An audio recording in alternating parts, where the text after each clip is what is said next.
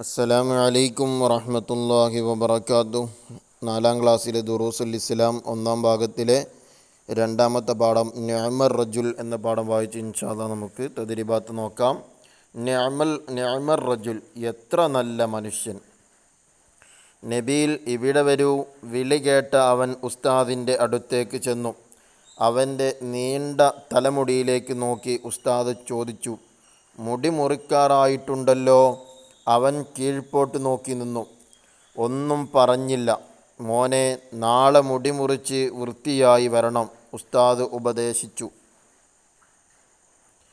ബെല്ലടിച്ചു. കുട്ടികളെല്ലാം ക്ലാസ്സിൽ ഒരുമിച്ച് കൂടി. ഹാജർ എടുത്ത ശേഷം ഉസ്താദ് പറഞ്ഞു, നബി സല്ലല്ലാഹു അലൈഹി വസല്ലമ ഒരു ദിവസം പറഞ്ഞു, ഖുറൈമുൽ അസദി എത്ര നല്ല മനുഷ്യൻ. നീണ്ട മുടിയും ഞെരിയാണിക്ക് താഴെ ഇറങ്ങിയ വസ്ത്രവും ഇല്ലെങ്കിൽ. നബി സല്ലല്ലാഹു അലൈഹി വസല്ലമ പറഞ്ഞത് അദ്ദേഹം അറിഞ്ഞു.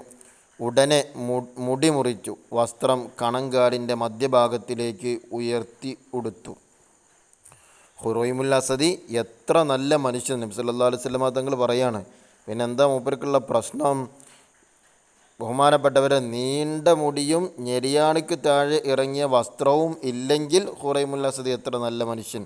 അപ്പം നീട്ടി വളർത്തിയ മുടിയും അതുപോലെ തന്നെ ഞെരിയാണിക്ക് താഴെ ഇറക്കിയ വസ്ത്രവുമായിരുന്നു നബി സല്ലല്ലാഹു അലൈഹി വസല്ലമ തങ്ങൾ ബഹുമാനപ്പെട്ടവരെക്കുറിച്ച് പറഞ്ഞത്. അങ്ങനെ ആ ബഹുമാനപ്പെട്ടവരെക്കുറിച്ച് നബി തങ്ങൾ അങ്ങനെ പറഞ്ഞത് കേട്ടേക്ക് ബഹുമാനപ്പെട്ടവർ മുടി മുറിക്കുകയും തൻ്റെ തുണി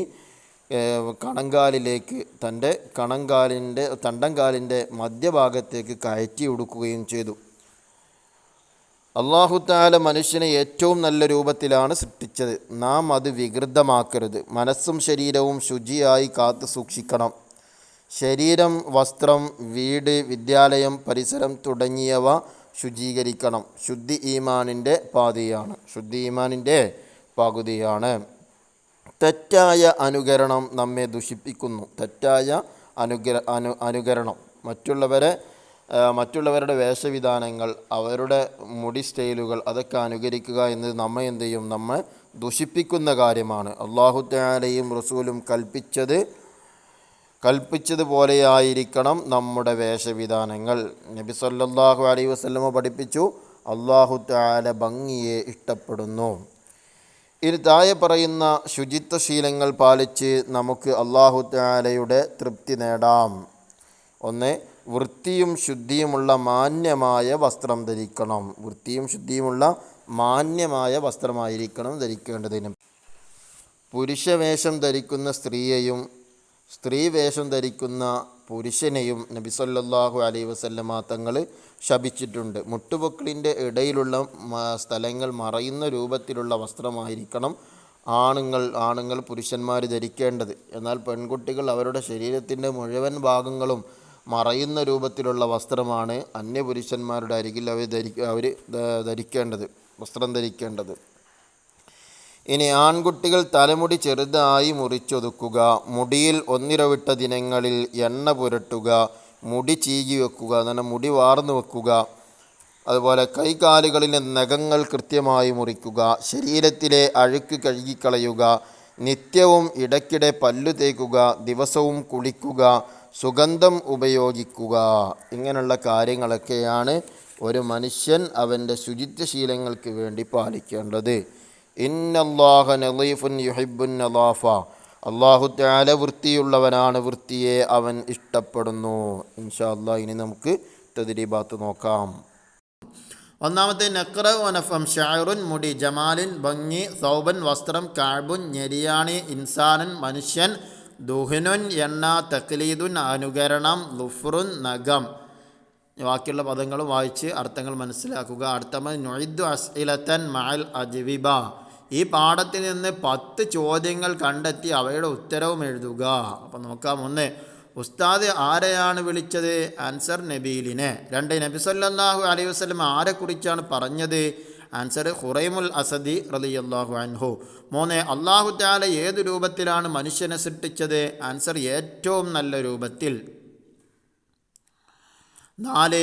ശുചിയായി കാത്തു സൂക്ഷിക്കണം എവിടെയെല്ലാം? മനസ്സും ശരീരവും. 5 ശുദ്ധി ഏതിൻ്റെ പകുതിയാണ്? ശുദ്ധി ഏതിൻ്റെ പകുതിയാണ്? ആൻസർ ഈമാനിൻ്റെ പകുതിയാണ്. 6 നമ്മുടെ വേഷവിധാനങ്ങൾ എങ്ങനെയായിരിക്കണം?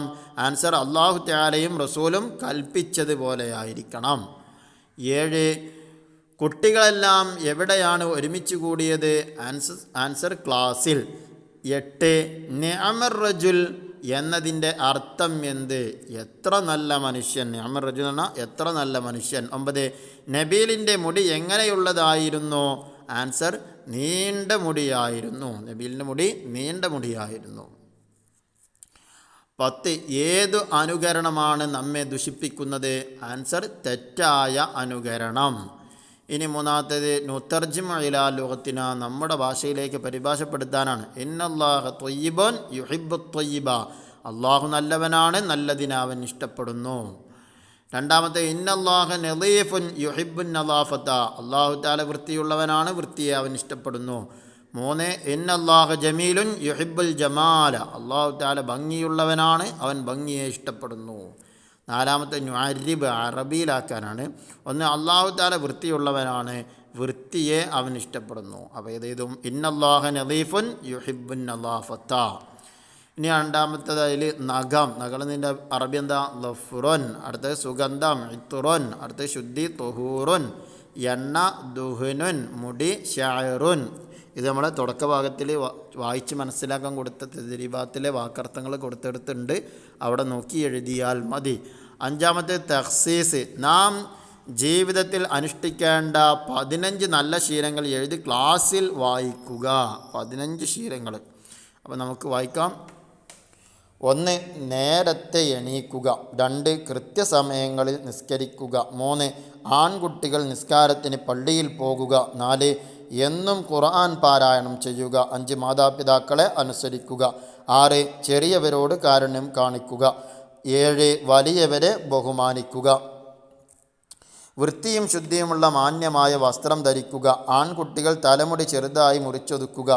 മുടിയിൽ ഒന്നിടവിട്ട ദിനങ്ങളിൽ എണ്ണ പുരട്ടുക. മുടി ചീകി വെക്കുക. കൈകാലുകളിലെ നഖങ്ങൾ കൃത്യമായി മുറിക്കുക. ശരീരത്തിലെ അഴുക്ക് കഴുകിക്കളയുക. നിത്യവും ഇടയ്ക്കിടെ പല്ല് തേക്കുക.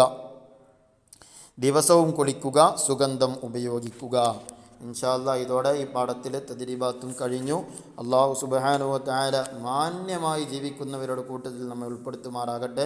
മാന്യമായി ഡ്രസ്സ് ധരിക്കാനും ഇസ്ലാം അനുവദിക്കുന്ന രീതിയിൽ ഡ്രസ്സ് ധരിക്കാനും അതുപോലെ തന്നെ തലമുടി മുറിക്കാനും അല്ലാഹു തആല നമുക്ക് തൗഫീഖ് നൽകുമാറാകട്ടെ. ആമീൻ. അസ്സലാമു അലൈക്കും വറഹ്മത്തുള്ളാഹി വബറകാതുഹു.